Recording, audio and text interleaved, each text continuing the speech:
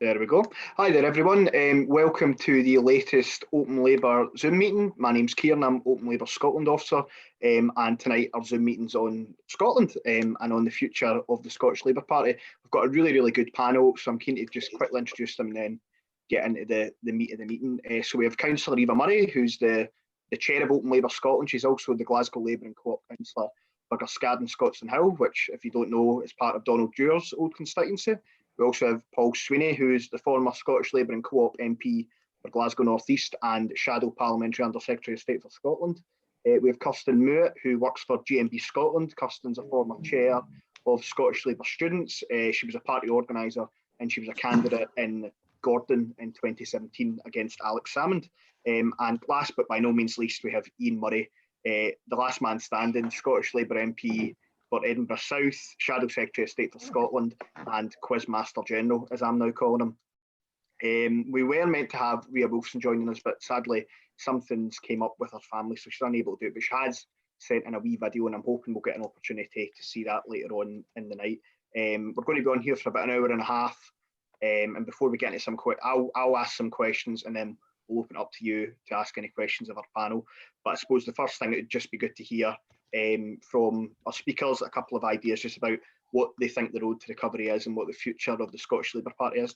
And I'm just going to start in the order that I read them out. So Eva, you okay to kick us off?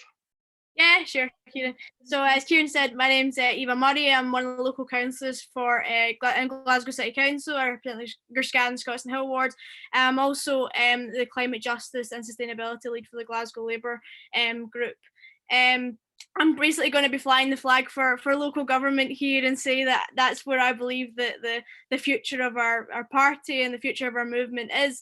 I think the way forward is that we have to regain the trust of local communities, and I think the best way to do that just now is with local councillors.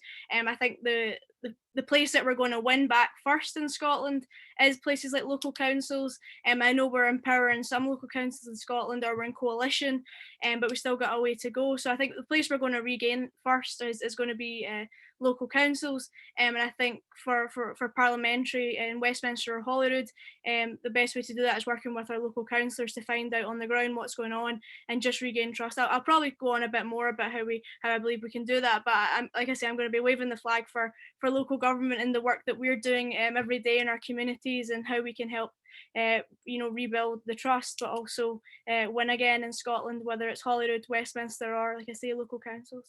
That's amazing, Eva, and it's fantastically brief, which I hope will set an example to the rest of the speakers in this section of it. So next, Paul, you okay to fire us off? Yeah. Well, I suppose we're approaching this conversation from a position of frustration after a brief renaissance in 2017 of sorts. And I suppose it is a frustrating setback, the 2019 general election, losing the gains that we made in 2017. However, I think we have to be careful not to be so fatalistic about that, because ultimately it was it couldn't have been a worse set of circumstances really for us, and I don't think they are necessarily going to be repeated. However, I think the number one thing we need to look at is what is the purpose and the function of the Labour Party, particularly in Scotland, and what unique message can we carry forward. And we've been menaced by the fact that constitutional politics have dominated the agenda since, well, at least the last 10 years, and it's been very difficult for us to be effective in that context when, if you're either side of that division, other parties presenting a more compelling narrative for people to support. But I think on the ground, as Eva has said, the spade work done by local representation does make a difference. I know, for example, in Glasgow, where we need every seat in the city to form a majority government in 2024, so that very much the route to Downing Street goes through Glasgow. Glasgow North East is 39 out of 141 seats we need. Glasgow North West is 141 out of 141 seats. So every seat in Glasgow we need to get Keir Starmer to be Prime Minister of a majority Labour government in 2024. We've been plagued by the fact that, for example, Glasgow voted 55% yes to independence and then swung massively against the Labour Party in 2015. In Glasgow North East, we saw 39% swing against Labour. But we did see reversals of that. We saw positivity on the ground in 2017. We got a 12% swing to Labour, and that was enough to get one Labour MP back.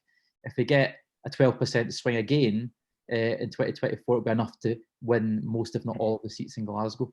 So that's something to be hopeful about. For example, my seat can be won back on as small as a 3.8% swing when we got 12% in 2017. Another variable is that turnout was up. There was a motivating factor around constitutional questions over Brexit and over independence. Indiref 2 2020, I think we all remember that being printed on leaflets. So there's been all these different things that have confused and frustrated Labour's message, because people have been pushed into a constitutional debate. So I think that's really where we need to be confident in our own vision and our own ambitions for the future of our country and the future of Britain.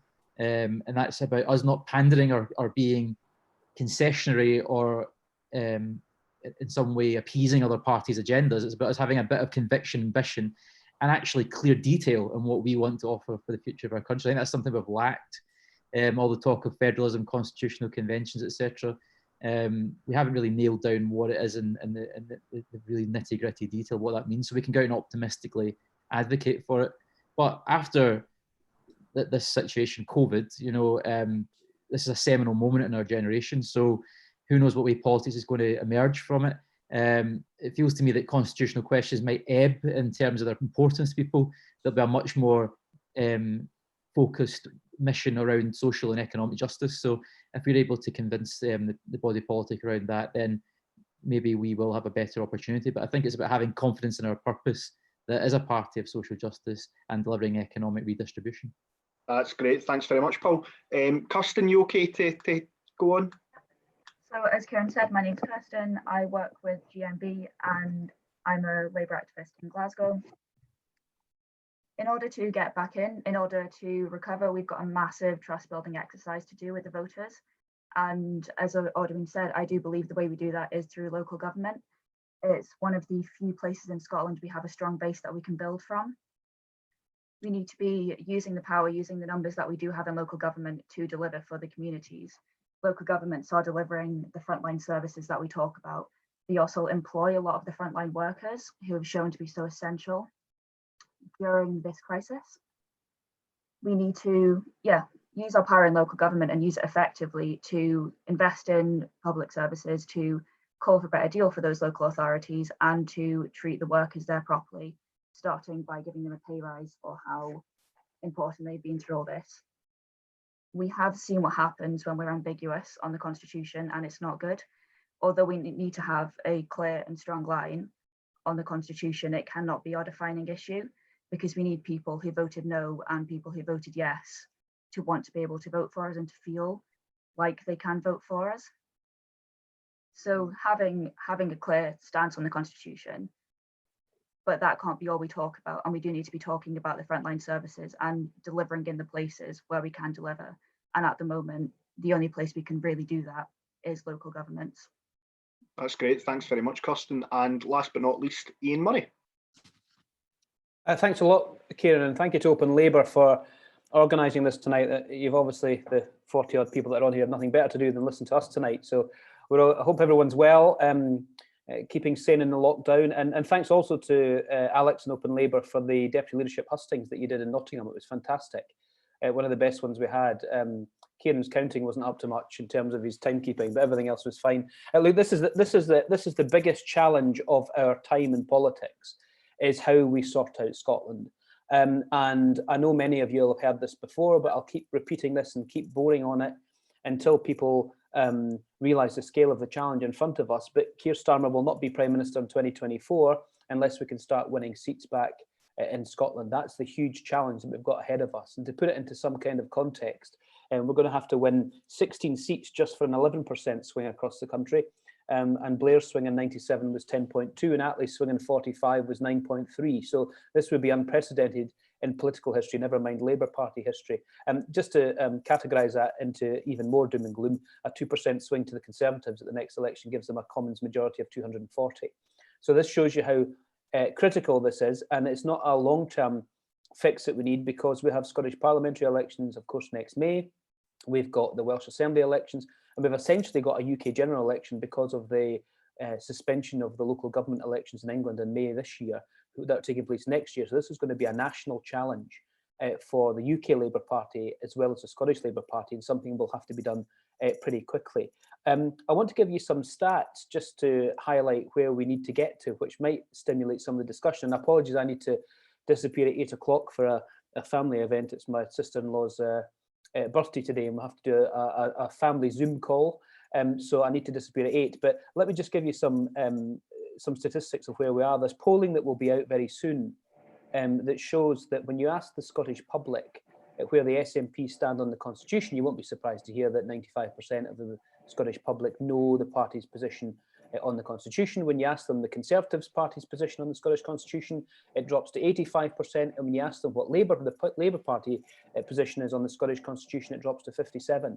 So therein lies our first problem in terms of having to settle that question first, as Kirsten said, and she's right to say that, until we can get the permission to be able to go into all the other things that Paul and Eva have spoke about already in terms of the redistribution, in terms of a post-COVID crisis, change to politics, and all of those big issues that the Labour Party knows is at the heart of Scottish politics. The big positives to all of this, though, are twofold.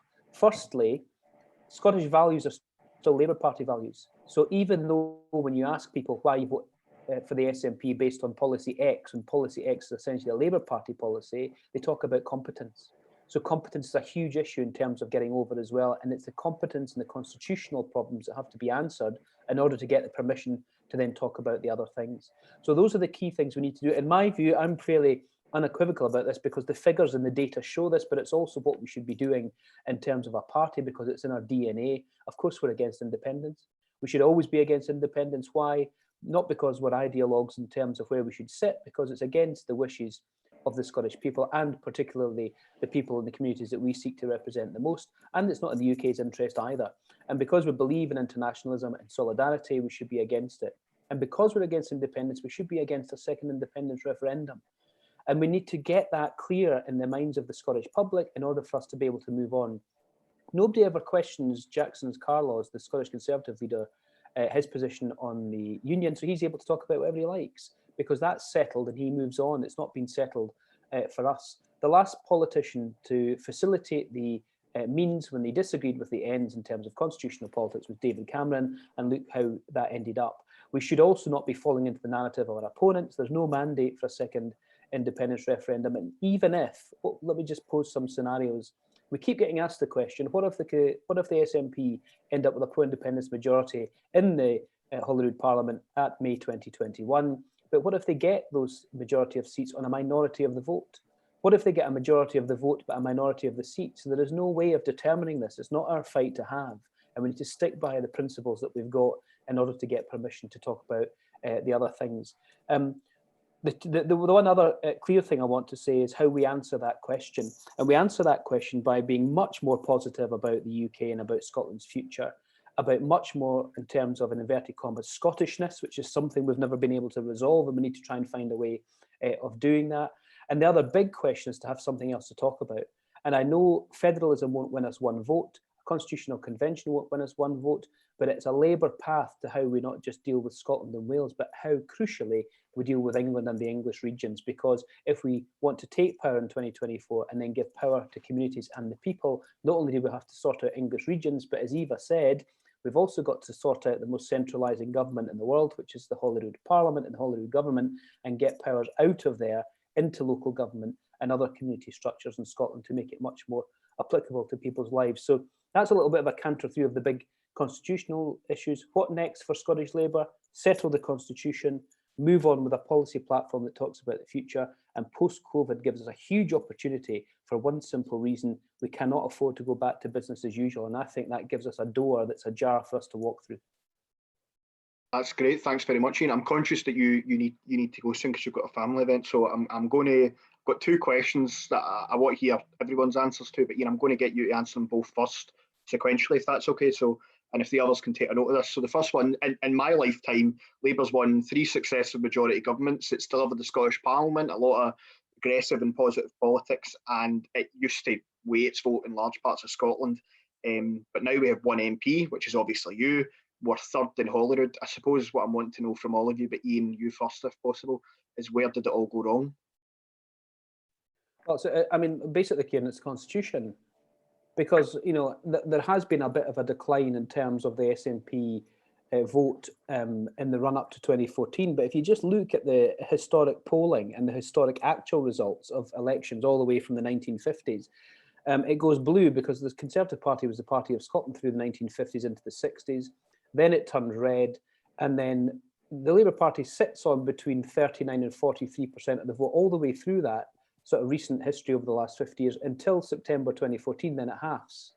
We half and the SNP double.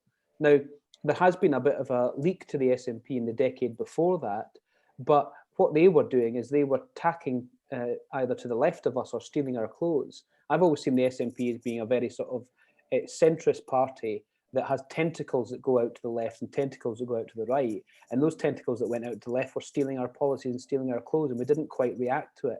And I think we were also too slow as a party to realise that the centre of political life in Scotland is the Scottish Parliament and not Westminster. I think we've realised that now, but it's taken too long. So there's a huge history behind that. But ultimately, the Labour Party has suffered because our vote, the people who used to vote Labour, now vote for the SNP because by and large, they want independence. And the other thing that a couple of you've mentioned is federalism, and how that's Labour's answer to, you know, the sort of twin nationalisms of the Tories and the SNP. But I think we were all at the Scottish Party Conference in 2017 when federalism officially became party policy. Ian, I think you actually moved the motion, but you know that was 3 years ago. We've been 3 elections since, and in one of those elections we polled in single digits. So what's happened that hasn't cut through? Why is what should be our constitutional offer, and how do we go about selling that? Because obviously the number one defining issue of our politics is the Constitution. So what should Scottish Labour's offer to the Scottish people be on that issue? Well, federalism and constitutional conventions aren't new, because you're right, I did take the policy through. It is still the extant Scottish Labour policy is to go for a constitutional convention that can deliver something close to federalism. I don't like the word federalism because we're presupposing what a constitutional convention might come up with anyway. But the biggest problem is that England's too big. England's crying out for more devolution. The metropolitan mayor areas, Merseyside, Bristol, Liverpool, Manchester, London, have been hugely successful and need to develop. But it's what you do with the rest. And you can't really settle the constitutional elements across the whole of the UK until you deal with England. That's really what this is about. But of course, the starting point for the Labour movement has to be that the UK stays together. And if the UK has to stay together as a family of nations, how do you deal with the constitutional settlement across the whole of those family of nations, including England? That means that we can all push power closer to local communities. That's where we are. I just warn on one thing, Kieran, I'll finish on this, but I'll warn on one thing. Whichever way you skin the polling, you can't get away from the numbers. And of the vote we have left, which is currently sitting at between 14 and 19%, which is historically low, and it's still dropping, if we were to tack closer to a constitutional settlement towards a second independence referendum, or an independence referendum, or to agree with independence, the words of the pollsters are we would lose a gargantuan amount of that vote we've got left. And the vote we would gain from people who currently vote SNP if we were to tack closer to independence would be so statistically minuscule that we wouldn't even see it. So we've got to be pretty careful here that we don't think that being more SNP and more Nat and trying to out-Nat the Nats will get us votes, because actually, statistically, morally and politically, I don't think it does. Okay, those are some really useful points. And Ian, I know you need to go, so I'll ask you one last question, and then other panelists can answer the other 3. So obviously Scottish Parliament election should be taking place in May 2021, and what do you think the Scottish Labour Party has to do to secure the best possible results at that election? Well, it's threefold, isn't it? It's settling the constitutional position, so that's taken out the window, first and foremost. Secondly, putting a policy platform that looks at post-COVID and refocuses on, I mean, we've been talking about this stuff now for 10 years, but nobody's been listening. You know, insecure work and low pay, now at the top of the political agenda. Valuing our frontline workers, now at the top of the political agenda. Looking after our public services because they're good for everyone when they need to use them, now at the top of the political agenda. These are Labour issues, and we've got to recast politics post-COVID by demanding we don't go back to the business as usual politics of the Constitution in Scotland, but moving on to the things that people care about. And if we can do that, we can relentlessly focus on the fact that the SNP government, who've been in government for 14 years now, have essentially just managed decline. So we've got to do the constitutional stuff. We've got to move politics on to where things are important to people. And the third thing we've got to do is relentlessly focus on where the data tells us we can win.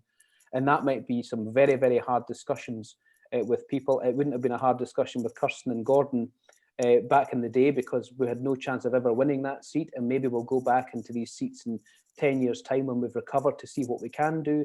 But we've got to relentlessly focus on the places that we can win and just say, look, here's our target. This is what we're going to go for, and this is what we're going to put all the resources into. That is the only way we can do this. And we've got to be brave. And I think we need a policy platform that talks very much about the future based on what we're learning over the last few weeks and over the next few. That's great, Ian. Thanks very much. Thanks very much for taking part in the call as well. I'll just say goodbye and thanks to everyone. I'm sorry I've got to run, but yeah, needs must. Stay well. Take care. Kirsten, I'm okay to come at you first about the question about where do you think it all went wrong for the Scottish Labour Party? Nice cheery subject to continue the discussion on. So I've only really been involved in the Labour Party from 2015 onwards. So I never knew what it was like to knock on a door and assume people were going to say they voted Labour. Where it all went wrong, as far as I can see, we were losing votes long before 2015.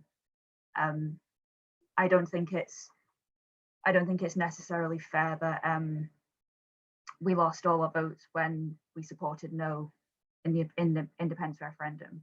We were struggling long before then, and a lot of that seems to be that we took those votes for granted, that we just assumed we would always have Scottish votes. And we've seen the SNP start to do that now as well. They've just assumed they'll always have their Westminster seats. And that's one of the reasons they lost so many of them in 2017. I do think that's a lot of where we went wrong, is that we took those votes for granted and we didn't do enough for those people, or we didn't do enough campaigning and turnout in those seats. And then we weren't clear on the constitution, and that's why we lost so badly in 2016, is that people weren't interested in what we had to say on everything, because people who voted no thought that we supported yes, and people who supported yes thought that we supported no. And that is ultimately where we went wrong in 2016. And when that happened, people completely lost their trust in us. And we just need to start rebuilding that trust by showing that when we are in government, we can be effective. And we do that by being effective in places where we have the ability to be. And the only place we have the ability to be effective, and the only place we have the numbers to be effective, is in the local governments. And although we are getting some excellent legislation through Holyrood, like Monica's period poverty bill, we need to be shouting about those, because we're doing incredible things from the back benches. We need to be showing that we are competent and can be trusted in the places where we can make changes. Yeah, that sounds good. Paul, are you okay to come on that issue next? Where did it all go wrong? Yeah. Well, I joined the Labour Party in 2008, just after Gordon Brown became Prime Minister, and my first campaign was in the Glasgow North East by-election of 2009, after Michael Martin resigned the speakership in amidst the expenses scandal. And we'd just lost the Glasgow East constituency in a by-election in a very shock upset, which was the first loss of a constituency, Labour constituency in Glasgow in many decades. So I think the first tremors really started in earnest when I joined the party. I don't know if there's a cause there or more correlation, but even during that by-election, I think there was a lot of speculation. Had Labour had its day in Glasgow North East? Was the resignation of Michael Martin symbolic of a party in decline and so on? And in the end, we did win the constituency, hold the constituency, but on a historically low turnout. And if you look at Glasgow North East as a sort of microcosm of what's happened, that constituency voted 57% for independence in 2014. So you can kind of feel, I mean, if anyone had been around and active in politics in Glasgow around the referendum, you would have felt the ground moving under your feet. It did feel like Scotland was going to vote for independence. If you were in Glasgow, it was quite a disorientating experience. and particularly in constituencies where we'd normally have no problem with winning them comfortably. So Glasgow North East went from having a 68% Labour vote in 2010 to then voting 57% to independence in 2014, to then dropping to 33% of the vote for Labour in 2015. You know, that was a 39% swing against the party. It was the one that broke the swingometer, I think, if you remember. I think I was in Monroe's, like, well into my 7th or 8th pint by then. But it was a pretty harrowing change in circumstances. But underlying those numbers was a real sense that Labour had finally had it. There was a snapping of people's tolerance of the party. There was a narrative that crept in that we were aloof, we were corporate, we were not engaged in the community, we were people who had no linkage to the needs and concerns of the electorate we were trying to represent. And I think that was a popular narrative that crept in. It's not one I obviously agree with, but it's certainly the vibe that you were getting from conversations on the doorstep, which were expressed in extreme anger back then. I have to say that it's very different now. It certainly calmed down a lot, but even when I recovered Glasgow North East in 2017, we won it on 43% of the votes, so we'd certainly not recovered our previous popularity in that constituency as recently as 2010. And we were only less than a percentage point ahead of the SNP, and now they're about 4% ahead of us again. So whilst the seat's marginal now, we did a lot of work on the ground, and I think what Eva was saying about the impact of what incumbency you've got, use it to best effect is critical. There's a reason why in 2019 Glasgow North East only saw a 4% swing against the constituency for Labour, but across Glasgow as a whole there was a 6 to 7% swing, and it's because there was effective incumbency. I'm not blowing my own trumpet there. I just think there was a good team on the ground. We realised we were given an amazing breakthrough in 2017, and we devoted ourselves massively to making an impact. And I think it's entirely fair to say that was reflected in the fact that it's still a marginal constituency, even though we saw a massive upswing in turnout again for the SNP. Turnout had jumped from 49% in 2010 to 57% in 2015, and then it dropped to 53% in 2017, and it was back up to 56% in 2019. So the turnout's having a big impact as well. These are people that had never voted before. They're not habitual voters, but they came out. Oh, we appear to have lost Paul. That may have been an intervention from... Oh, there he is. You've seen this upswing in support, and that's been reflected in the results we've had. So it's a lot to do with turnout and motivation of voters as well. That's really good, Paul. You've covered a lot of issues there that we'll be able to come back on. Just conscious of time. Eva, are you okay to answer the first question that I posed to Ian about, where do you think, things started to go downhill for the party in Scotland? Yeah, I mean, I think it's a multitude of things. I think that the main one that's been covered by everyone basically is the constitutional divide, and we're stuck in this constitutional divide, and we're just not comfortable. We don't have unionist or national in our names, and I think it was my old boss actually, Kes Dugdale, who once said, we're a social justice piece based in a constitutional jigsaw. Anything we bring up, any issue we bring up, it just gets put back to where were you on the constitution. And even now, carrying on, because you don't have a clear line on what our position is, it's just carrying on.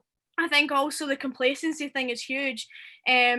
We took communities and people for granted. You mentioned earlier, Kieran, that I represent Gerskaden, Scotstoun Hill, which was Donald Dursey, our first Minister. That is Red Clydeside, and Paul will back me up because he used to work there. We would weigh the votes there. If anywhere was going to be Labour, it was going to be Red Clydeside. And when that went, and places like that went, we knew it was done, and we had to now we have to kind of reset and try and rebuild that trust. But I think what Paul said about the 2015 thing, and when the SNP did basically gain all of our seats bar one, there was this kind of thing of, we need to get the establishment out. Labour were the establishment, especially in places like Glasgow. There was this kind of change new. There needs to be some kind of renewal and that kind of worked, especially following on after 2014 when there were so many new voters and again and so many young people who were so enthused by the independence referendum on both sides. But let's be honest, the majority of them were on the yes side. And I think what Kirsten said as well, it took us 20 plus years to become that complacent to take people's votes for granted. In the same instance, it's taken the SNP 5 years. So I think we are starting to see that you know, they aren't as active in communities that they were maybe in 2015. I know for a fact that I haven't seen my MP or my MSP in quite a while who are both SNP, but that might be not the same across Scotland. But there is a genuine feel that what took us maybe 20 plus years to become so complacent, it's taken them a lot shorter time.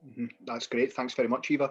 And on the next issue that we discussed was federalism, and the party has had that position officially since 2017, but it doesn't feel like there's been a lot of movement on that. Paul, I will come to you first on this if you promise to be a bit more brief, because I know you could talk about this till the cows come home, but you know we've got an hour, and I want to try and get people on the calls, questions in. So Paul Sweeney first, please.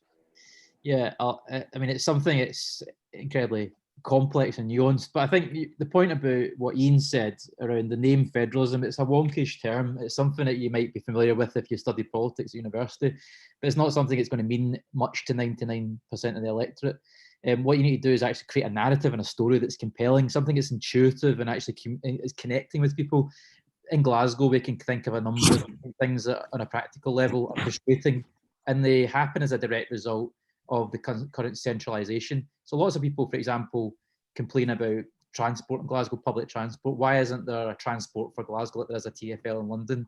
Why don't we have those kind of powers in the city? Well, that's the sort of thing we need to communicate, saying Labour's objective is to try and bring the most efficient means of power closest to the people as possible. And for example, we would like to have an integrated publicly run transport system in the city run by the city region, by having a city region government. That's a sort of example of federalism in action, where we can actually communicate a story to people that makes sense. And it's actually, that sounds like a sensible idea. I see what Labour's saying, that there's some areas we want to cooperate on a supranational level, international level, some areas where it makes more sense to cooperate at a UK level and indeed go below Holyrood and actually get powers out of Holyrood that have been pulled into Holyrood over the last 30 years from regional councils. For example, the dismantling of the regional councils in 1996 hasn't been addressed. It was a Tory stitch-up. You know, the whole system of local government in Scotland's not really been thoroughly examined as to how it's effective in the last 25 years. So there's a whole series of things we can do to really cut through, you know, this idea that it's Scotocentric, or this idea that it's got to be about a nationalist agenda. It's actually about what's practical and sensible for people's lives. And I think we need to get away from the connection with, you know, national virility or this sense of identity to being something that's about utility and about what's useful to people. And I think that might help people chill out a bit about it and actually then give us more of a hearing. Okay, that's great. Thanks very much, Paul. Kirsten, federalism, what do you think? You know, you're a workplace organiser. How many GMB members have mentioned the word federalism to you? On federalism. Federalism is something we should be supporting, but you're absolutely right. People don't talk about it as federalism. They talk about it as why is Westminster controlling the bus network in Stockport, kind of thing. Federalism would help us solve the constitutional questions, but there's massive heartlands in the north of England that we are close to losing. We lost a lot of them in 2019, and if we don't get our act together, we could lose all of them in the next election, and it would deliver for those communities. There's areas that just feel left behind, and those, you know, that's why those areas voted to leave, and it's why they voted in the Tories. Delivering federalism or delivering devolution and greater powers of their local councils and their metro mayors, it's been really, really popular where it's happened. The metro mayor system in Manchester is working, and people are supporting it, and it is helping Manchester, and that needs to happen all over the country. And it would help those communities which feel that they have been completely left behind, help them feel like someone is listening to them and get them the services they need. And in doing so, might make them start voting Labour again.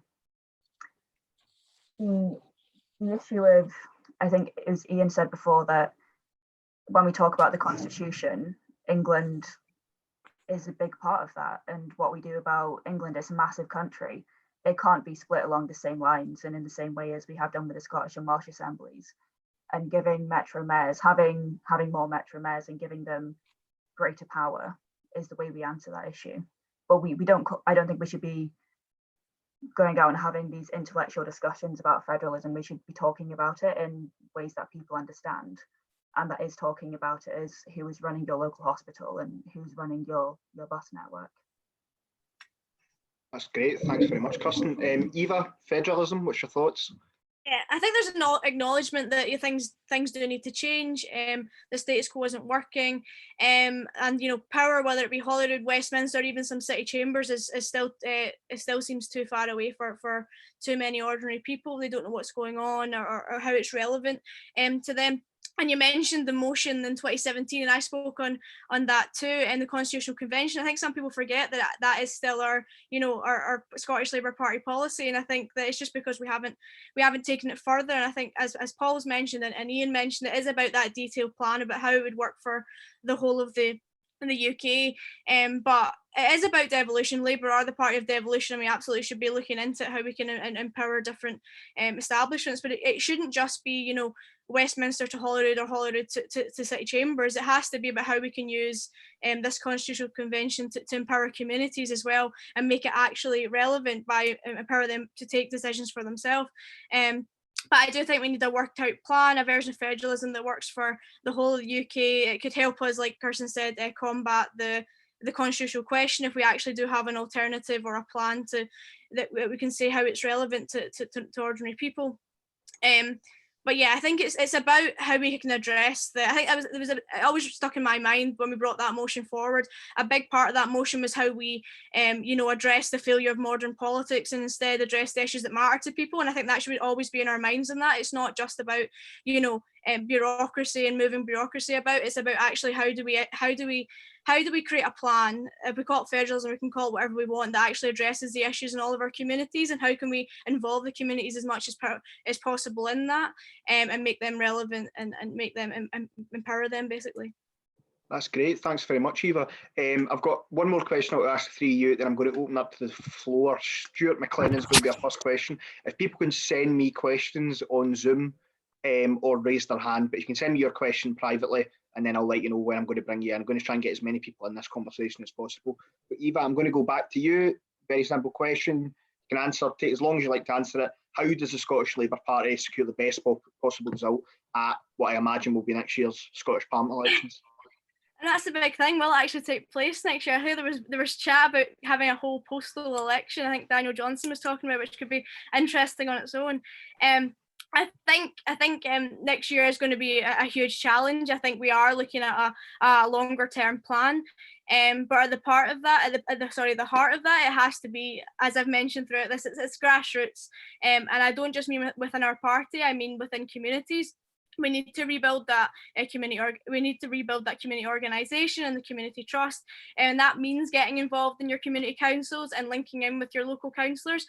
I've seen for myself, I've spent every weekday of the last 6 weeks down in what we've created, the Community Support Hub, where we're helping people through COVID, and just through that, meeting ordinary people and speaking to people and how we can actually help them through that. And I'll take that up way after COVID's done, and try and link in with these people. But I'm not down there simply as one of the local Labour and Co-op councillors. I'm down there as, a local resident as well. And I have my expertise and everyone else does, but we have to be integrated in our communities.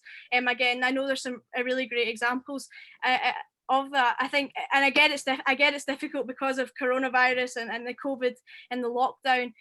But we need to be seen out with election times as much as possible.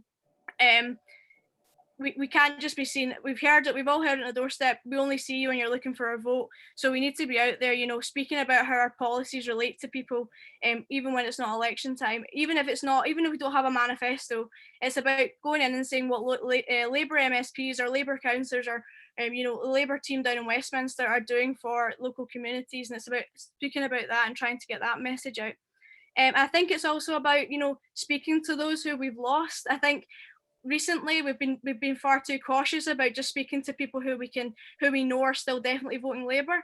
We need to go out and have those conversations. It's not going to be fun. We might get shouted at from people who we might have voted Tory or SNP their whole lives, but if we have those conversations, we need to do a lot of that. We can't be scared anymore to go and have those because some people want to come back to us. They absolutely do. We need to give them a reason to, and that has to not just be election time. And that's how we rebuild their trust, so they can, once they have that conversation at the door, they'll remember that they can put a face to it. And I also want to say, specifically about 2021, because I know we've not selected a lot of our candidates yet, it has to be about local candidates. Kieran, you're the perfect example of this. You know where you're standing inside out, and that's what it's about. We need local candidates who know their area, who aren't just going to be parachuted in.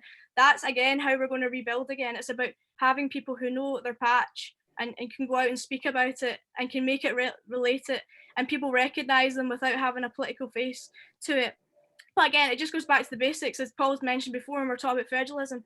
It's about talking about issues that matter to people, whether that's bus services or youth groups or community funding. It's having your face attached to it, but actually speaking from the heart, you know, just saying it as it is. Sometimes that isn't what party policy is, but it's your local community. And I think that's how we take a bit of risk, and that's how we're going to win again. When I first got elected, people kidded on to me that the two biggest issues that I'll deal with are dog poo and potholes. But let me tell you, it's a vote winner, because people remember that. Do you know what I mean?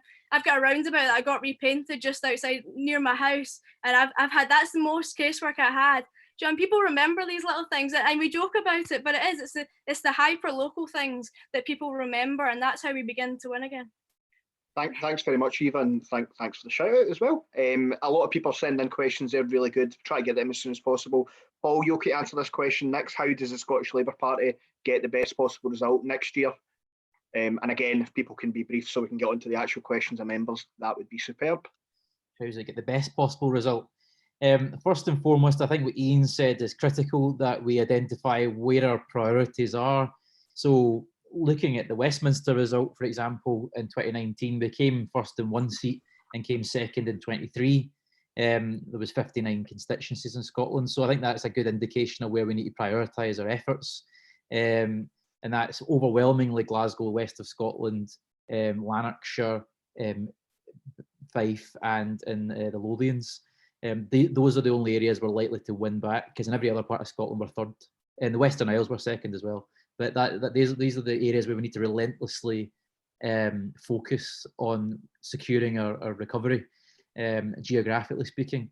So first and foremost, cut your cloth according to where you're likely to succeed. I think the first phase of recovery in Scotland for Labour has to be in those seats where we place second at the starting point, and that's where you make those efforts. As Eva's talked about, incumbency and effective localism can get you a 3% bonus on your swing. So I'd argue that's why Glasgow North East had a 4% swing against it relative to 7% across Glasgow, because we made the most of that incumbency and got a 3% dent in the national swing against us, and that was a good impact. So that's kept the seat marginal, and it's more easily recoverable next time. So if you're actually effective on the ground, that buys you 3%, but it's not the whole story. I mean, it's not difficult. I mean, our position's increasingly presidential in politics, so having effective leadership is good. Having a leadership that's connectable and relatable is good. Having a message that's clearly articulated, that's connecting with the target voters, that's tested relentlessly, that we're actually making sure that what we're saying is resonating with the people we need to vote for us, recognising that it's not a binary thing as well, that in many cases, I mean, we went from, for example, 14% in the polls in March 2017 to 27% in the polls in June 2017 when we won those seven seats in Scotland. So what we also need to recognise is the elasticity of the vote, that people are going to move around, that they're actually, it's about how likely they are to vote Labour. And there's a lot of people who, if you ask them out of 10, if you're going to vote Labour, they're sitting at maybe 6, 7, 8. But they need that extra little push to get them to 9, 10 and actually certain to vote Labour. And people swither between the SNP and Labour. They're torn between, you know, our agenda on socialist policy versus constitutional issues. So I think there's a lot of votes out there that it can be won. And I think to simply say we're X% in the polls doesn't tell you the whole story. There's a bigger shadow there that's actually about who might vote Labour and who's likely to vote Labour. So I think it's reaching those people that's critical next year. And I think that's got to be about saying the constitutional priorities that we've been plagued with for the last 5-6 years aren't relevant in the way that we need to deal with this crisis. That actually what Labour's been arguing for the last 5 years has never been more urgent and relevant, and it's time to give Labour a fair hearing in Scotland. And I think hopefully that would be an effective combination to cut through by harnessing that leadership at a local level with a decent message at a national level and a decent leadership focus at a national level. Thank you very much, Paul. Suitably brief. Kirsten, you okay to go next, comrade? Yeah, I agree with everything that's been said about how we deliver the best result possible for us in 2021. Obviously being realistic about what we could achieve. I also think we need to step up campaigning all the time. We're in an effectively constant election cycle at the moment, and campaigning 6 weeks before polling day won't cut it, and we need to be doing community campaigning throughout the year. I know lots of seats have been doing that, and we're effective in that, linking in with the Poverty Alliance, Living Rent, all those kind of organizations. They've got massive reach, and they share the same values as the Labour Party, delivering justice and fairness and collectivism. We need to be working with those throughout the year to be working to deliver for local communities all the time, so that when we go and knock on a door 6 weeks before the election, that's not the only time we're talking to people. Yeah, I think that's a really, sorry, but you still. And yet also we need to play to our strengths. We've got a health secretary in Scotland who's been basically absent through this crisis. I've yet to really see much from her. No one trusts the Tories on health, and that's what people are talking about now, is the NHS, and that leaves a massive gap for us that we should be filling, to show that we're the party that can be trusted to deliver on the issues which are important to people at the moment, and we really need to take that opportunity. That's great. Thanks very much, Kirsten. So we're now going to move to questions from people on the call. I'm going to take two at a time. So first, Stuart McLennan. Stuart, can you say your question, and then Brad Baines, if you can ask your question, and we'll get the panel to respond to two questions at a time, and I'll just do Kirsten, Paul, Eva, then we'll shake it up a bit. So Stuart, you okay to fire off, pal? Yeah, sure. Thanks, Kieran. Hi, everyone. I'm Stuart McLennan from Moray CLP. I have to take some exception to something that's concerned me for quite some time, which is our willingness to fixate upon or this belief that the Constitution is our problem, but for the Constitution, think we'd be in a very different position. The fact of the matter is, I've been a Labour Party activist for 17 and a half years, and in that time, I think we've made just about every single mistake it is possible for a political party to make. We were in the centre when the voters wanted something from the left. We were in the left when the voters were tacking to the centre. We were absolutely on top of the SNP in terms of policy when the voters were looking for differentiation. In terms of personnel, we can't get, like the talent that exists in our councils and our CLPs never seems to make it into senior posts, while the folk who have been there for decades often remain underwhelming. You get good people like Drew Smith leaving after one term. You get, when it comes to targeting, 2011, we were pouring activists into Stirling and Livingston, and that's a pattern that's just repeated itself at election after election after election. And what this all comes back to is leadership.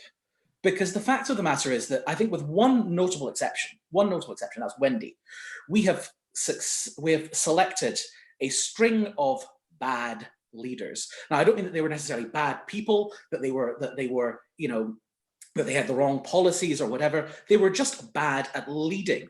They were incapable of either foreseeing or preventing these mistakes from being made. So to what extent do members of the panel think that we need to sort out leadership as a serious issue? And I don't just mean, the current leadership. I mean the way we as a party actually approach the question of leadership and what we actually look for in our leaders. A very loaded question, but a very important one. Brad, can I get you to come in your question as well, and that will give the panel enough time to come up with an answer for that one? Sorry. Yeah, mine's a bit different. Coming from a kind of an outside Scotland perspective as someone that obviously cares very much about the health of Scottish Labour. What level of support and involvement does Scottish Labour need or want from the National Labour Party and our new leader, Keir Starmer? And was the 2019 general election the right level of support? Because I know it seems that it's quite heavy Scotland focused during the election, or at least that's always my perspective. I'd be interested to hear what your thoughts are. Okay, that's a good question. So that's two very good questions, and if people can keep sending their questions in on the chat. There's a couple more people, but I'd be keen to hear from more people. So just keep firing them in, and I'm going to ask Eva respond to the points first, then Kirsten, then Paul. We can all stick to about 2-minute responses. I will time, and I'll try and be fair. But 2 minutes, that means because there's lots of questions coming in, it'd be good to. I know those are big issues to tackle in 2 minutes, but I'm sure you can do it. Yeah, I'll go with Stuart's question first. I think one of the issues that I think I've felt with leaders in the past and our current leader is that they're too like politicians, and I think we always pick the person who has the best policy ideas or has a big plan in terms of politics. But what the political world is changing in terms of we want someone who has personality too. Now that's not something I believe in. I want a leader who will lead on policy and give us direction on that.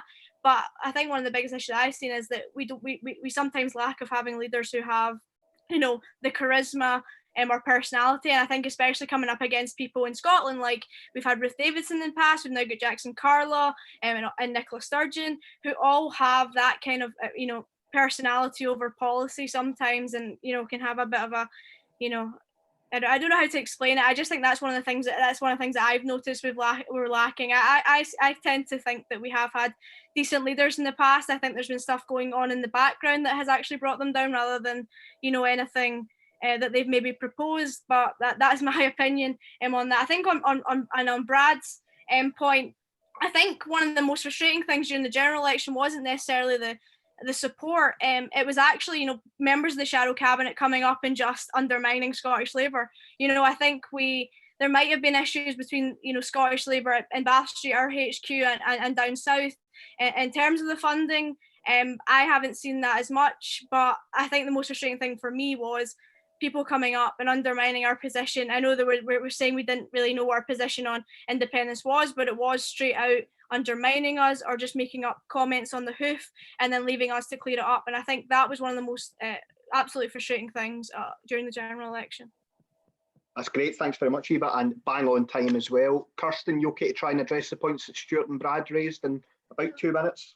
Was it my question number one? Was that why we electing bad leaders? Is that? Sorry, Kirsten, struggled to hear you there, comrade. The first question was why are we electing bad leaders? Yeah. Or why? Okay. So I think a large part of the problem is that until 2015, we sent all the talented people, all the people we thought were the most talented to Westminster, and people preferred to be in Westminster and not Holyrood.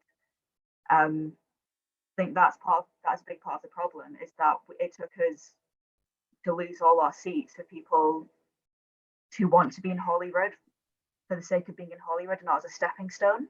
That might be unfair. I know lots of people are very effective in Holyrood, but Westminster always seemed like our main focus before 2015.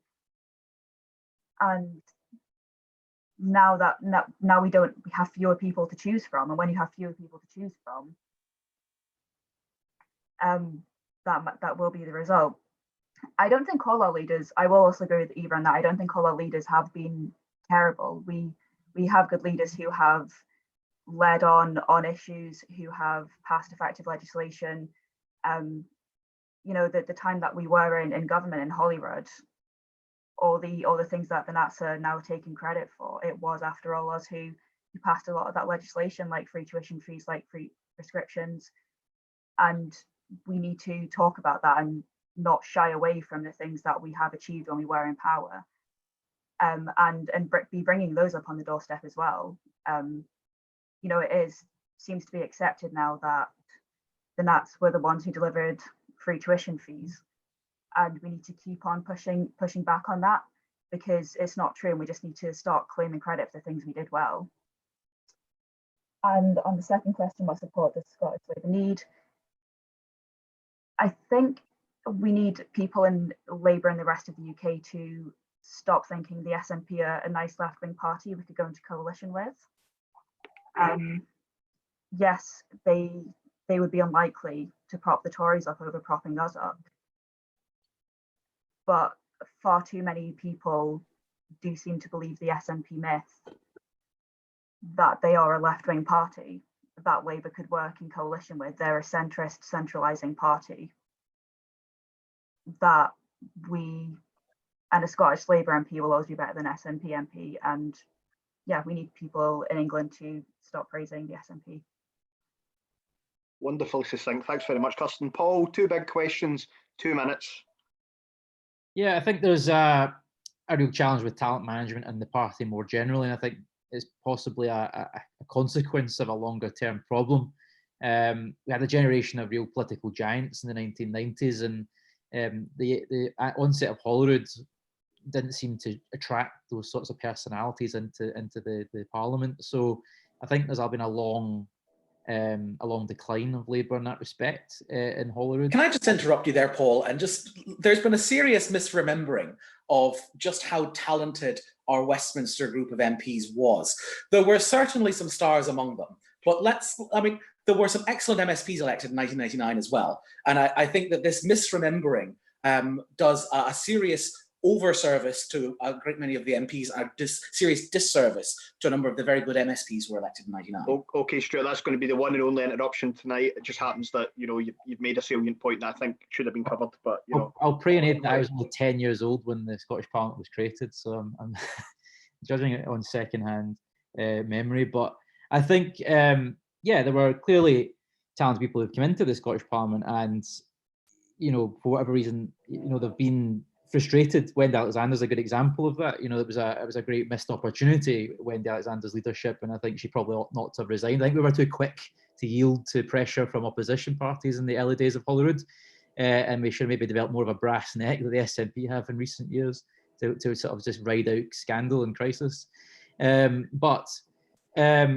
Notwithstanding that, I think we need to look into our party. There's a lot of very promising young talent coming through. I think the Gordon Aikman programme is a good example of effective talent management and trying to identify future candidates and people who have got potential and give them confidence more than anything else that they've got the ability to do it. Because when I first joined Labour, certainly it felt like a bit of a closed shop and a bit cliquey. And if you wanted to become a candidate, it was something that you probably weren't likely to just do off the bat. You had to spend a lot of time understanding this kind of Byzantine organisation and how you would even begin to sort of get into position to stand as a candidate. So yeah, I think there is an issue there about harnessing our people and using the amazing and dynamic activist base that we've got more effectively in the community, and hopefully that will, let 1,000 flowers bloom, so to speak. From a UK point of view, having worked closely with the deputy leader of the Labour Party just now and going forward, there's got to be much better integration at all levels of the party. And I think that's got to come from a change in the UK's party's position to reflect the reality of devolved politics for the last 20 years. I think the UK party really has its structures and its rules and its processes haven't caught up with devolution and the reality of that. So it hasn't afforded the esteemed respect to devolved leadership and devolved policy areas that it should have in a formal way. And it's often down to the nature of the personalities that different leaders have with each other. So I think there's got to be a real formal change in that constitutional relationship, and that reflects, the nature of devolution and how different levels of the party interact with each other. As for support, I'm not one of these people that advocate separation of the Scottish Party from the UK Party. I think that's a disastrous move. It's a sort of pandering, self-flagellation that I don't think is necessary. It's counterproductive to everything we stand for as a Labour Party. I think what the Labour Party as a UK needs to realise, there's no route to government without Scottish seats. So it's in everyone's interests across the UK for Labour to win in Scotland. And that means, as Angela Rayner said, that she's going to move to Scotland for several months before the next Scottish Parliament election to fully focus on that campaign. We need to recognise that it's the whole UK party's interest for us to succeed in Scotland. I'd like to see a much more unified and solidary.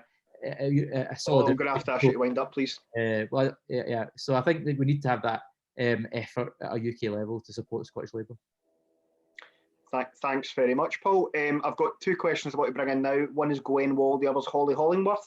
and I can see you've put your thumb up. I'll get to you soon. There's another 10 people I've got to know of. It'd be good to get around them all so people can ask brief questions and brief answers. That would be superb. Gwen or Holly, either one ready to ask a question? Okay. That's With Gwen. Richard Leonard's personal approval rating saying something like 10% approve, 40% disapprove, 50% don't have an opinion, is there any way we can get his personal image going up so he can be a candidate for First Minister? Okay, so that's about first question from Gwen about Richard Leonard. Holly, are you ready to ask your question, please?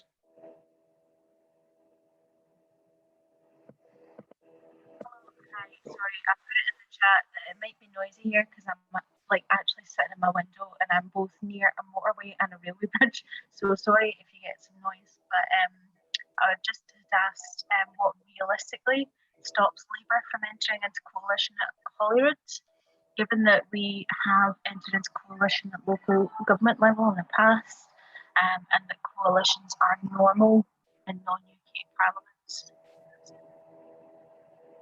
That's great. Thanks very much, Holly. So the first question was from Gwen about our leader, Richard, and the second question was about, I think, the practical objections to any sort of arrangement with the Scottish National Party. I'm going to ask Kirsten, Paul, then Eva to answer those questions. And again, if we can, I don't realise they're big issues, but brief answers would be appreciated because most people are putting in questions as we go on. We'll have half an hour.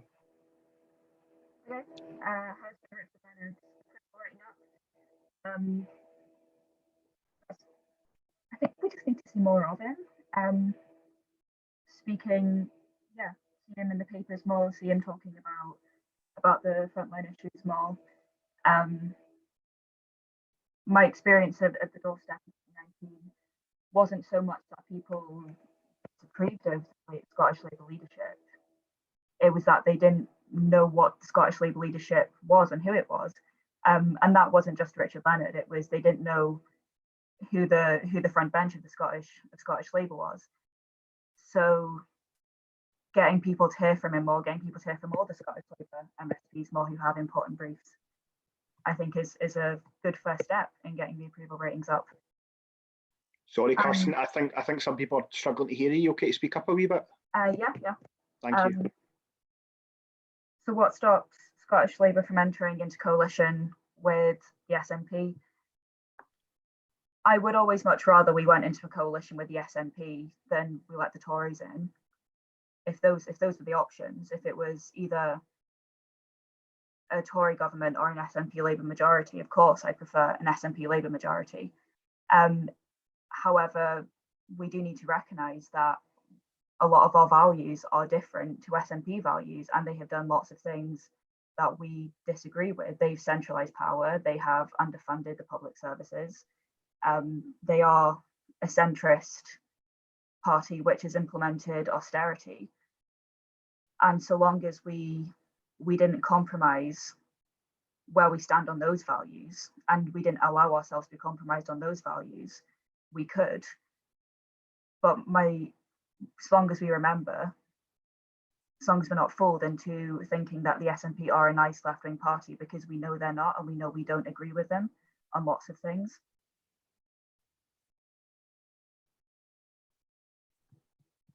No, that's great. Thanks very much, Kirsten. Paul, are you okay to handle, again, two very big issues, but if you can be as brief as possible. So one is Richard, and how do we promote him as our Scottish leader and prospective First Minister? And obviously why we object to any arrangement with the SNP. Well, I think it's a team effort. I think it's fair to say that Richard's a very academic character. He's probably not a kind of self-publicist, if you like, by nature. So I think it's possibly the issue is he needs to augment his team, perhaps, to enhance his instincts to be at the forefront of issues. So I think that's perhaps advice I would offer in that sense, that I think that perhaps he needs a bit more proactive energy, pushing him to sort of front up issues and inject more dynamism into issues, and perhaps he does just by his nature. Not to say that it's unfortunate. Clement Attlee, for example, probably would never have won an election in the current context of a media-centric presidential-style system. He won it very much as a chair of cabinet of a very effective Labour government that was full of much bigger characters than he was. But I think you just need to look at the talents and the qualities of different characters and make sure that they're offset effectively. And I think that's maybe some recalibration is needed there. So that's possibly one way in which things could be improved in Scotland. Is there anything in addition you were looking for? There was a question about why we object to any arrangement with the SNP. Well, I mean, this was something that was a frustration for the last year or so, because there was all this hypothetical about what if there's a minority Labour government, would you concede a referendum in return for SNP support? My response always was, look, we'll implement the Labour manifesto. If the SNP want to support it, then they support it. If they don't, then they don't. I have no objections to that kind of cooperation. The point is we need to have agreement on things in order to proceed. If the SNP were willing to, for example, put aside their constitutional objectives in order to deliver a socialist policy with Labour in some sort of coalition or quasi-coalition arrangement, I don't see why that would be an effective mechanism to deliver our policies. Our objective as a party ultimately is to have power to implement policy, and whatever method that requires is open to discussion. I'm not precious about the purity of a majority government or not, particularly in the context of Holyrood, where it's almost certainly not likely to happen. The 2011 was very much an exception where they broke the Hod system, but I think having a degree of cooperation certainly wouldn't be a bad thing. It's just that Scottish politics has become so sectarian because of the 2014 referendum that it becomes almost a three-way stalemate, doesn't it, between the Tories, Labour and the SNP. Thanks for that contribution there, Paul. Eva, you okay to round off on this? Then I'm going to bring in Shan Ali and John McKee, if that's okay. So if you two can be ready to ask your questions. Sorry, Eva, I was cutting you off.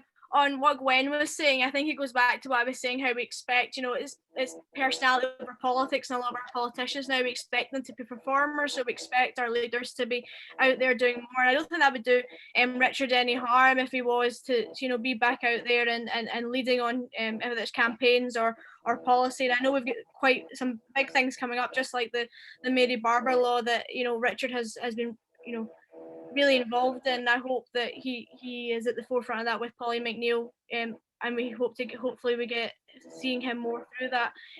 But also, I mean, I'm throwing it out there, but I wouldn't be against Richard doing something like a Pedro Sanchez-esque tour of Scotland, going around there and trying to find the issues and actually being seen. I think we've got an issue with Richard being stuck in the Central Belt. He's a Central Scotland MSP. He's often seen in Glasgow. He's seen in Edinburgh week on week in the Parliament. I think getting him out and about in different parts of the country could help us too. And also seeing how, rural issues that maybe aren't irrelevant in Central Scotland, Central Belt, or what is happening up there, and seeing him at the forefront of that too. And I think he'll hopefully be able to do that with his new deputy, Jackie Bailey. On the deal with the SNP stuff, I think the big thing is, and Kirsten said it there, is about morals, and it's about values, and it's about, we differ on values, we differ on priorities, and we can't forget that what the SNP have decimated local government. Look what they've done to the health service and education and issues like that. And if we were to do a deal, there are some things that we do agree on. I think especially at local government level, there's maybe some things that we can work together on. But it's a difficult one, it absolutely is. I think if you're talking about the actual practical elements of it, I think it would be, would the SNP actually want to do a deal with us? And would they even offer that? I don't know. That's great. Thanks very much, Eva. Okay, I'm going to take two more questions. Can I get some more questions into the chat, please, because we are running out of time and I want to try and get as many more people in, so please send in the text of your question and I'll let you know. But first I want to go to Shan, and then I want to go to John McKee. Again, brief questions, brief answers, and I'll outline the order of speakers once we've heard the questions. Shan, you okay to set us off, please?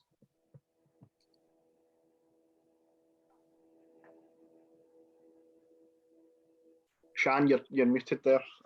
Let's see if I can unmute you. Thank you, Kieran. My question is about how. Oh, sorry. It appears to be internet issues there. Okay, we can't hear from Shan at the minute. John McKee, are you okay to ask your question? And we'll try and get Shan back on when internet works again. After the 2007-2008 crash, what we saw was a tide of nationalism, which we saw both instances in Brexit and in Scottish nationalism in different forms, which we saw with an "Now is possible and better together." The reality is that we lost those. Labour didn't provide those answers before 2015. One of our headline policies was something for nothing policy against people who were claiming welfare. Labour wasn't there to provide the answers to that crash in many ways, but we lost voters. There's now a creative tension, a strategic tension, which Ian outlined, between whether we go for former Labour voters who now vote SNP or to stick to impeccably unionist credentials. Those are different voters, and they require different strategies to get them. How do we navigate that strategic tension, and which direction should we go in? Great. So again, a very good and complicated question from John there. Shan, that's you back, pal. You okay to ask your question again? Yeah, hi. My question is looking at the long-term future of Scottish Labour, because I mean, this might not just apply to Scottish Labour, but we need to secure a long-term future for the party, because in a post-COVID world, we might win back some voters with the hope of democratic socialism. But if we can't secure the hearts and minds of the voters, we'll be losing it again to the SNP or the Tories. And we need to find a way to stick into their hearts and minds. And hyperlocalism might be a very good idea, but what else can we do to ensure that Scottish Labour have a strong future and that we'll actually be able to keep voters voting Labour? That's great. Thanks very much, Shan. So first question from John on quite a broad issue, and the second from Shan on sort of a more long-term future. Paul, Eva, then Kirsten, and if other people who are keen to ask a question, I think this will be a last round of questions after that, please send them in on the chat. So Paul, Eva, Kirsten, I think that's the order outlined there. Brief as possible, please. I think what John said about the crash is really important. I remember Gordon Brown speaking about his reflections on how the 2008-9 banking crash was handled. His agenda was very much about dealing with the mechanics of it, but at the time he wasn't focused on going out into the country and explaining the why question. Why was this necessary? Why were we taking these measures? So the narrative quickly became, why are they bailing out these bankers? Why has the country not been prepared for this? Why were we asleep at the wheel? And then it was twisted by the Tories into a sort of public spending crisis, that the whole narrative then became one that Labour was profligate and destructive, and we were still having Ed Miliband apologising for this supposed negligence in 2015. So we ended up losing the whole narrative completely because we didn't have our eye on the ball with that. And I think we're approaching, and we're in the midst of a situation that's far more seismic in terms of its impact, and we need to be ready with the answers to those questions. We've got we've got a real urgency, and I wrote this in January. Actually, I was reflecting on Scottish politics and what we need to do to try and recover in Scotland. It's to provoke a climate of political urgency and to demonstrate that Labour's policies finally have the valency that is urgently needed in Scotland to be effective, to deliver good governance in Scotland after 14 years of managed decline, insipid managerialism, and just a lack of vision really beyond anything other than the constitutional question. So I think the power of an idea as time has come is perhaps Labour's best opportunity right now to be saying that all these opportunities, all these things that we want to see coming out after this crisis is best delivered by Labour government, Labour ideas, things that are our bread and butter. So I think that's maybe where we need to be best positioned. So I think John's point is key, really, that we need to be clear on the narrative that we're saying. I think there's been a bizarre situation where the SNP are demanding a universal basic income at Westminster. I've not heard anything nearly as dramatic coming from Holyrood. It's a classic example of their inconsistency. So where they have power, they do nothing, or are very insipid in their approaches, but are happy to wax lyrical with thought experiments in Westminster where they have okay, Paul, I'm going to have to ask you to wind up because we are very tight on time. Has been done. Right, thank you. I think Eva, I think I'd made a wee note for you to handle those two questions next. Yes, John, I'll start with. Sorry. No, you're good. I'll start with John's. And at the end of John's question was, how do we speak to different sets of voters who were trying to get to.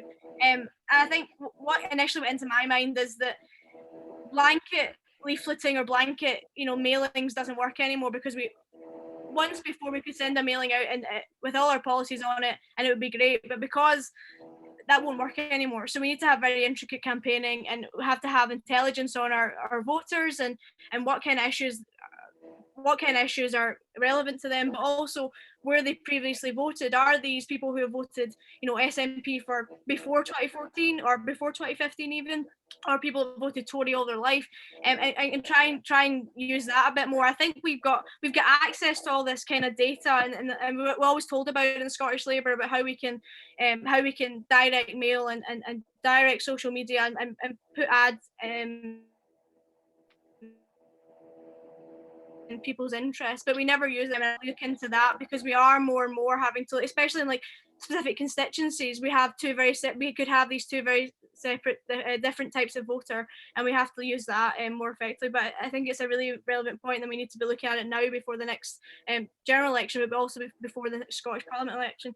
And just quickly on what Shan was asking about, how do we have a long-term future for Scottish Labour? I think one of the biggest things, and I won't go into hyperlocalism because I know Shan mentioned that there, is just bringing up new people, training people who would maybe keen to be candidates, or maybe if they don't want to be candidates, but involved in their local CLP or in their local community, just making sure we have talent coming up. And I think we need to do a lot more of that. It can't just be turn up to an hour class or an hour meeting to see what it's like to be a local councillor, a local MSP or anything like that. It has to be much more in depth than that. It can't just be like research or just go and read a book kind of thing, which I think a lot of our training sessions are based on just now. It has to be much more in depth and trying to keep people with us, basically. That's great. Kirsten, you okay to quickly try and answer that? Yep. So to John's question, after 2008 crash, direct nationalism everywhere sprung up. And that the world we're facing post-COVID is going to be very different. And it could lead to nationalism being strengthened everywhere, or with strong leadership, it would be the perfect time to really speak about the story of how, with nationalism dividing people by borders more and more isn't working. We all need to pull our resources, work together, like tell people Labour values and change that narrative. It's as good a time as any to do that now, and to be speaking across the constitutional divides about the public services and about the essential workers and the work they're doing. How to navigate how to get the yes and no voters is something that Labour has never managed to do, and that's we've tried to get the yes and no voters by ignoring the constitutional question, and that's why we're in the situation we're in now. But we need to still have a clear stance on the constitution. It's a really good opportunity to be speaking across it at this time. On Labour's long-term future, Scottish Labour doesn't have a right to exist, and it doesn't have a right to have MSPs in government. We will only have a future if we start to be a really an effective campaigning force, campaigning in local communities with grassroots organisations and in Parliament. And we need to show that people can trust us and that we're effective. And we do that by being effective and using power in the places where we have it. And that is local communities. That's brilliant. Thanks very much, Kirsten. I've got as far as I can tell, 5 more questions, and we've only got 10 minutes left, but I'm keen to try and get through them. So we might go a couple of minutes past 9 if people are okay with that. But the first going to go to Joe and Paul. So Joe Fagan and Paul Young. Joe, if you're okay to hit off, and then Paul. You appear to be muted, Joe. Right, that's you unmuted. We should hear you now. Hear me? Okay. Yeah. Can I just bring it back to the sort of political strategy? And I think the SNP actually won 2 elections before. Obviously, they had to before the 2014 referendum. The 2011 election, largely an accidental landslide that led to that mandate for the independence referendum. They played down independence in that election, and what they talked up were job-creating powers for the Scottish Parliament. That was their fundamental position in that election. So I'm thinking about the sort of forward agenda for the Labour Party in Scotland, to me it's simple. People will vote for the Labour Party again, will trust the Labour Party again if they believe that our party and our ideas will improve their lives. If we believe that constitutional change of some description and federalism of some description is the way forward, I'm wondering what the speakers think about how we make that real. How do we translate more powers coming to Scotland into practical changes in people's lives, what the SNP used to call the job creating powers? I would suggest that that's about expanding powers in relation to investment, but I'm curious to see what the panel think of that. Okay, thanks very much for that, Joe. And Paul Young, you have a question? Oh, Paul, you're muted. Sorry, 2 seconds. Can you hear me? Yeah, we can hear you now. Yeah. Can anyone tell me just one nationally recognised virtue that was a strong reason for people to vote Labour in Scotland or the UK right now? We have been listening to leadership over the last 10 years who have not had a strong message, who have not had strong leadership, who, for whatever reason, has not connected with the population. Labour, I've been a member, I first joined 50 years ago. There's strong unions, strong virtues and strong reasons for people to be Labour. All that has completely and utterly changed. We are dealing with a completely different population. We need to have identity and strength of identity. Strong virtues, either policies and also leadership. Can anyone tell me one single strong nationally recognised virtue why people vote for Labour? Okay, thanks very much, Paul. So first question from Joe about the politics and what sort of bread and butter issues, the how Labour win again, and one from Paul on if you think there is a single national virtue or issue that connects voters across the UK. Kirsten, Eva, Paul, brief as possible, and then after that we're going to go to Jordan and Rita, and after that I think Gidron, and we have time for one more question. If everyone can just mute themselves if they're not speaking, because there's a sort of buzz, not in the atmosphere, in the actual audio. So if you can just fix that. So Kirsten, Paul, Eva, please. So on question number one, we don't need a constitutional change to make Scottish people's lives better. That's obviously what the SNP is supporting, and we need to be clear in saying that's not true. To make Scottish people's lives better, we need a Scottish government that wants to use the powers they already have and use them to get power into communities, to invest in the frontline services, to do all the things that we know make lives better. I don't think the Scottish Parliament necessarily needs more powers. It just needs to use the ones it already has and stop downplaying the ones it already has in a attempt to get independence. Number two, why should people vote Labour? We are the only party in Scotland and the UK who we know and who can be trusted to invest in the public services, which this crisis has shown are so essential and are the backbone of the economy. Insecure work is a major threat to the economy and to everyone, not just the people in it. And we are the only party who are seriously talking about protecting those workers and improving people's lives. Thank you very much, Kirsten. Paul. Yeah, I was actually struck by what Joe said. I think you've nailed that, really, that analysis. If you want to ask me the commonality between Brexit voters that turned against the Red Wall seats and what happened to Labour in 2015, it's a common relationship of frustration at economic and social alienation and the inability for Labour to articulate a solution to that problem. The idea of take back control, as the Brexit campaign argued, they had a more compelling idea that was delivered through constitutional ends, similar to the SNP. Scotland's future in Scotland's hands. It's about this idea of power, control, grasping something, having an ability to articulate a future that you want to see. And I think Labour's been unable to convincingly respond to that challenge. As deindustrialisation has taken root in their heartlands, People have felt increasingly disconnected from the political system. A good example would be, job creating powers argued for the SNP. What did they do with the Cali Rail Works in my constituency? Stood by and did bugger all with it and let it close down. The branch plant economy continues in Scotland. There's been no effort by the devolved legislature in the last 20 years to deal with that structural problem of Scottish politics, that Scotland remains a branch plant economy, that we have insecure work, that we have tenuous employment. And I think that's only going to get worse.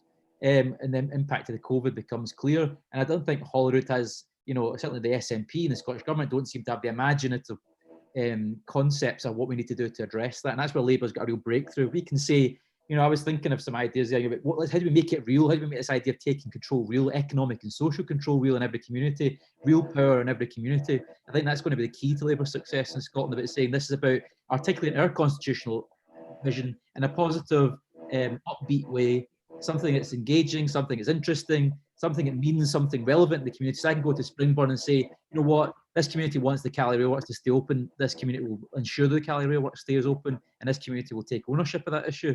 I'd like to be able to give that power to the community through a Labour message and a Labour policy. So I think if we can take those kind of messages into our communities, that's the way we win back power, and by convincing the public that Labour is very much out of those communities, working to champion those communities. That's great. Thanks very much, Paul. Eva, you okay to round off on the two issues? One from Joe, obviously, on how we go about things, and the other from Paul, and a sort of an example of an issue across the UK that matters to voters.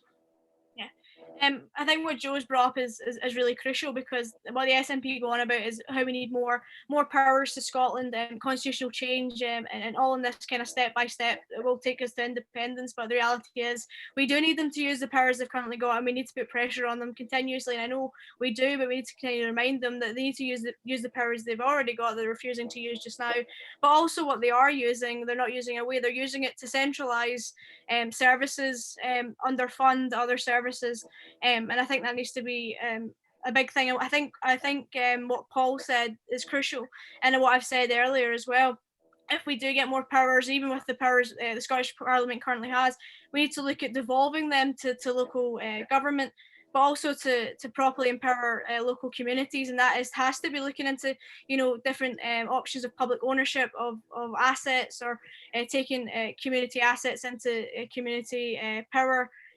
Or anything like that, cooperatives, and politicians can support that, absolutely.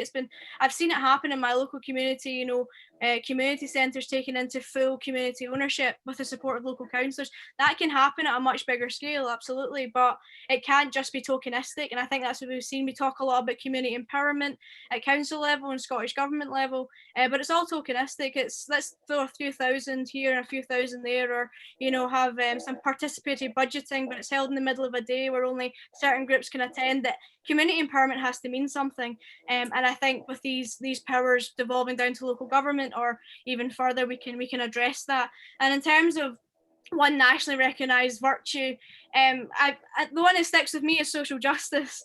And I know a lot of parties say they stand up for social justice or fight for social justice, but the reality is, when you look back, it's the Labour Party that's always stood up by that, and will continue to fight for that. And it's not just maybe it's internationalism as well, because it's not just in the Scotland or the UK, it's across the world as well. Really good examples there. Right, going to go to our last two questions, unless anyone is absolutely desperate, that being Amrita, Rose and Jordan. Amrita, are you okay to speak first, then Jordan, if that's okay? Cool. So I think I had one question. We were talking about devolution before, and I was wondering how Labour can convey its message more clearly. So I think there is appetite in Scotland for remaining to some extent in the UK. The 2014 election was won, and I think Conservatives have been able to make significant ground in Scotland, which was something that we wouldn't have foreseen, say, 10 years ago, because they've had a very clear stance on remaining in the UK. It strikes me that the Labour Party does want Scotland to stay in the UK, but there's something that holds us back from conveying that very strongly and clearly. And I think that's where we also lose a lot of ground in Scotland, because we fall through the cracks in the middle. So how can we kind of be stronger on that messaging? I think the other point I had was about working with other parties, particularly under first past the post. And I'm aware the kind of the situation is different in Scotland compared to England. But would the Labour Party need to start working with other parties as well to win a general election, particularly if we continue with the first past the post system? Okay, so that was a good question, Amrita. There was a couple of issues there, so if our panelists can just take a wee note. And Jordan, if you could ask your question, I've just had the heads up. If people are okay, we can go on for a bit longer. So if people do have more questions, please fire them in. I think we're having a good discussion here, and it would be good to be here from more people. Jordan, sorry, if you're okay, ask your question. Yeah, so I only moved to Scotland 2 years ago, but it seems obvious that the 2014 independence referendum was a lot of young people in Scotland's first experience of politics. Obviously, young activists are crucial as an organising force to win elections, but it seems to me that despite quite a few really committed young members and activists, and indeed elected politicians like Eva, the SNP does have us beat there. How does Scottish Labour attract young people and enthuse young people when it seems to me that constitutional questions like independence are an easier sell for the SNP to make to young people and just seem inherently more galvanizing? How does Scottish Labour attract young people, particularly when I think we do have a problem of talking to ourselves a little bit, things like using somewhat alienating or inaccessible language like Mary Barber law, which is, I think, a really great law and a really great person to celebrate, but perhaps not the most accessible language to someone who's not familiar with that history. Okay, a really good question, Jordan. How do you tackle the what feels like the SNP's monopoly on young people in Scotland? I'm going to go Paul, Kirsten, Eva. So first question, obviously from Amrita, which is quite broad ranging, and again from Jordan. And if people have any other ideas for questions, please fire them into the chat because we have a wee bit more time now. So I think I said Paul, Kirsten, Eva there, I think. How do we attract more young people? I think it's about having better chat, really, and having better narrative, better stories that are effective at communicating with people. That's the approach I took as the MP, and actually managed to build quite a significant amount of support amongst young people in the constituency. So I think that's I mean, for my personal feeling of how I operated as an MP, it's effective. And I think, you know, for looking at what we've got to say, you're right about the Mary Barber law. I think it's a somewhat obscurantist term to use. You know, it's a great bit of Labour history, but you're right, you know, it'd be much more effective to have poster campaigns in the West End of Glasgow with, you know, red cap laws and having things that are visible and effective and noticeable. You know, I think that's a fair point as well. You know, like maybe we're too entrapped by our own history sometimes. Though interestingly, the SNP seem to have a weird fascination for Labour history. They try to expropriate it all the time. And, you know, for example, like people like John Wheatley, they try to speak in as if they're inheritors of our heritage. And I think we need to guard against that as well. As an element where, you know, we need to be on guard about our own pride in our own history and what it means and have it rooted in our current analysis. But I think, yeah, you're right. Making it more effectively communicated is key. Also, the point about, you know, engaging young people, often success breeds success. You know, the party that's on the up will inevitably attract people who are interested in politics because they envisage their own prospects being enhanced by joining the party that's on the up. You know, I think there's no getting away from that reality.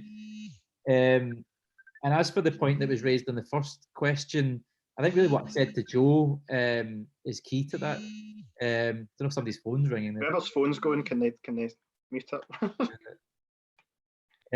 Anyway, sorry. I think what I said to Joe really is a way to deal with that. You know, we need to have an ability to communicate positively on the Constitution.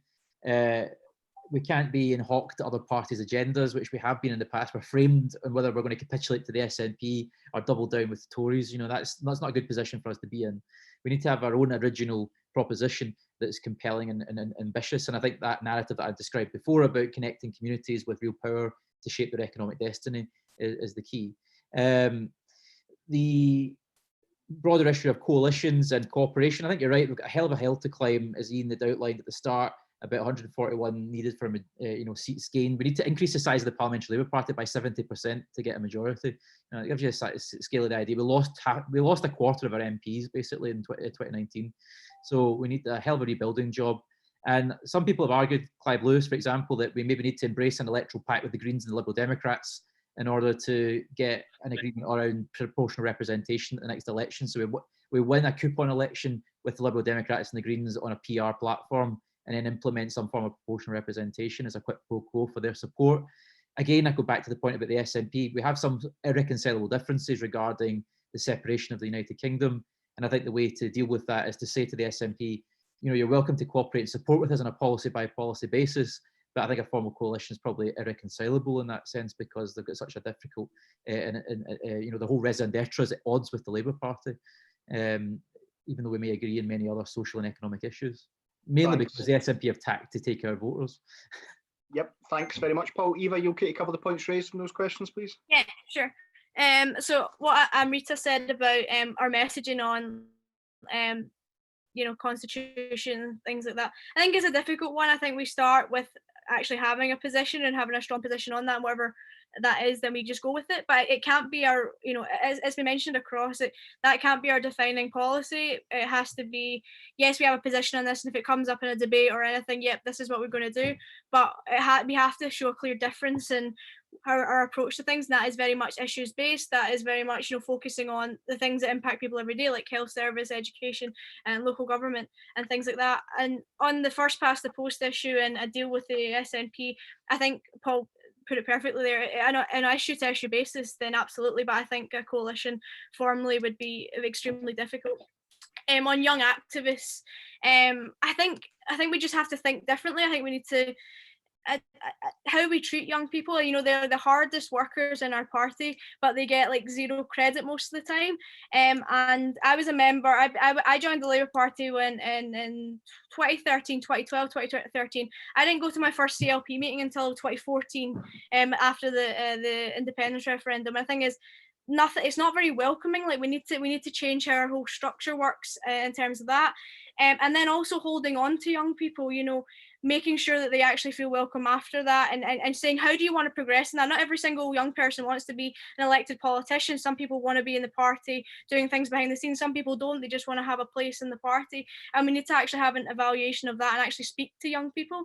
And one of my biggest concerns now is that we have we have a number of young elected members in council, mostly, and we had them in the previous term as well, and they all stood down. We have a horrendous tendency of having one-term young local councillors, and we have done absolutely zero work to understand why they didn't run again or anything like that. So I'm working with some of the women in the Glasgow Labour group to try and figure that out and see to people, how can we actually enthuse young people to get involved, especially at local government level, which is just it's not very sexy, or any way to put it that way. It's the least sexy kind of position in politics, I think.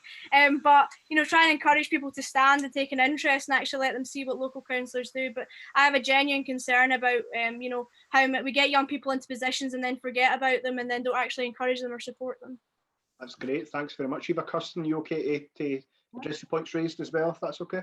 The issue of young voters, there's lots of people in Scotland who the first time they voted was in the independence referendum, and that was the first energetic big campaign they really saw.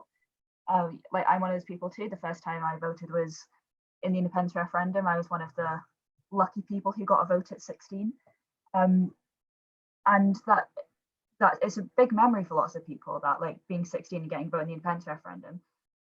But I don't think the SNP have a hold on young people that they think they do. In 2017, lots of young people voted Labour, and there's the same in 2019 as well. Yeah, I agree. I think they see themselves as being the party of young people, but they're not, and that's not what the data necessarily shows either. The way we get more young voters, though, is by talking about the issues which young people talk about, which young people care about. And we are already doing that. We are talking about rent controls, and I agree we need to talk about rent controls rather than a Mary Barber law, because the average person unfortunately doesn't know who Mary Barber is. and we need to be talking about so rent controls, free education, all those issues. Those are issues that young people are going to vote on, and they're the issues we're strong on. And it is for that reason that in 2017 and 2019 people voted for us. Whether or not that will transpire to the Holyrood election is yet to be seen. I'm pessimistic that it will, but we do just need to keep on talking about those issues, and we also need to be putting young people up for election. We need more 21-year-olds running for Holyrood. We need people to run for Holyrood and run for Parliament and councils that young people can see and relate to, because I think that's how we do get more young voters. And the SNP have maybe taken their young voters for granted, and I don't know how much longer they'll be able to do that.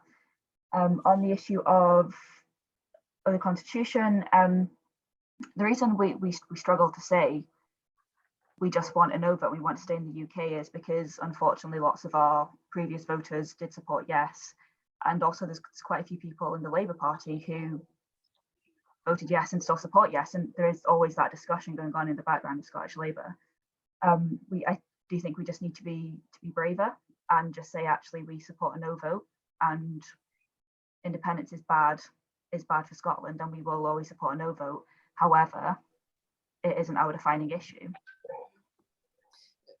That's great. Thanks very much, Kirsten. As far as I can see, there aren't any other questions. So unless somebody starts flapping about madly on the television screen, I think we'll. I think can I just get back quickly on that point? I think that's you have 30 seconds. I think that's an interesting point about whether it's a binary yes or no. I think the way we articulate it's important. Often I had my constituency did vote a majority for independence, so I had quite a job to convince people who were yes voters to vote Labour. A lot of that was around, oh, you're a good local MP, you've done a good job, we can see you around all the time, so we're voting Labour, even though we're yes. I'd vote yes for independence again, but I'm voting Labour because I like the local MP. I like the Labour manifesto. That was a big thing. It came up a lot on the doors. But I think also you're right about the point about young people being infused by the Labour manifesto and that message. I think that's a very important point. Though I think the way we present ourselves, if we say I don't agree with independence, usually I said, look, we can agree to disagree on it. However, if I thought independence was going to deliver economic improvement, social improvement for Scots, then I would probably support it. I mean, it's a value system. It's a bit of analysis. I said, if the outcomes were what you think they are, then I would probably agree with you. But it's not. I've concluded that it's not going to happen in that way. Therefore, that's why I can't support it. It's not about a kind of hardcore ideological opposition to something. It's about sort of saying, look, I thought about it seriously. We've weighed it up. There's a better way to do this, and it's delivering this method of improving communities through devolution of power, federalism, and we think that's a better balance. And I think people are like, yeah, well, I'll give it a thought. It's about this kind of tone in which we engage with the argument. I think aggressive, opposition tends to get people backs up. It's the hackle-raising defensive response.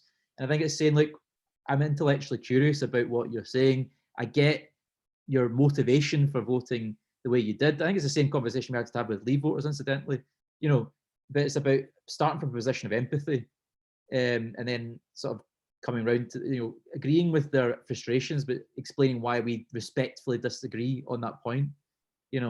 That's fantastic, Paul, and just being impartial all night. But as a young person who voted yes in 2014 is now a Scottish Labour Party candidate, I think that is the right tone to strike. We shouldn't be attacking people that don't agree with us necessarily on every issue. It's trying to win the argument. So just to say thanks very much to everyone that's taken part in tonight's discussion. In spite of all the stuff that's going on now, hope that you're keeping well. Thank you so much to our panel. Thank you to Kirsten, Paul, Eva and Ian, and also to Rhea Wilson, who sent us a cracking video that we weren't able to get round to because we just had such a vibrant discussion on the chat. Just remember that on Tuesday, Open Labour is also hosting a discussion with